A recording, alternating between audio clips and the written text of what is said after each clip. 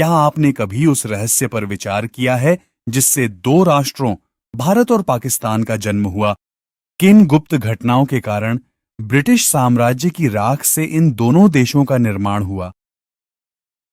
आज हम इस दिलचस्प कहानी को जानने के लिए इतिहास की गहराई में उतरेंगे। कल्पना कीजिए, वर्ष 1947 है। विश्व, जो अभी भी द्वितीय विश्व युद्ध के झटकों से उबर रहा है, एक और भूकंपीय परिवर्तन देखने वाला है।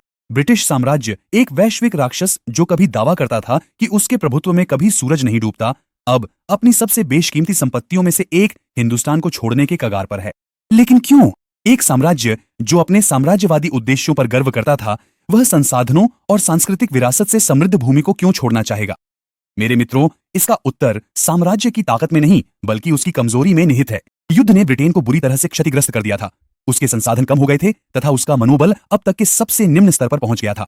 एक समय का अदम्य साम्राज्य अब अपने पूर्व स्वरूप की छाया बनकर रह गया था और अपने उपनिवेशों पर अपनी पकड़ बनाए रखने में असमर्थ था। लेकिन कहानी यहीं खत्म नहीं होती। जो दिखता है उससे कहीं अधिक है। हिंदुस्तान को छोड़ना उतना आसान नहीं था जितना मूल निवासियों को बागडोर सौंपना।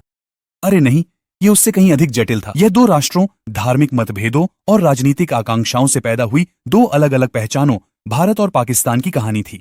इन राष्ट्रों का जन्म शांतिपूर्ण नहीं था, बल्कि हिंसा, रक्तपात और अपार मानवीय पीड़ा से भरी एक उथल-पुथल भरी प्रक्रिया थी। लेकिन इस विभाजन के कारण क्या हुआ? हिंदुस्तान, एक ऐसी भूमि जो सदियों से विविध धार्मिक समुदायों का घर रही है, को धार्मिक आधार पर क्यों विभाजित किया गया? इस विभाजन के बीच ब्रिटिश के जाने के निर्णय से बहुत पहले ही बो दिए गए थे। ये वर्षों से चले आ रहे तनाव, राजनीतिक चालबाजी और फूट डालो और राज करो की ब्रिटिश नीति की पराकाष्ठा थी। ब्रिटिश हिंदुस्तान पर नियंत्रण बनाए रखने की कोशिश में धार्मिक मतभेद का फायदा उठाया था।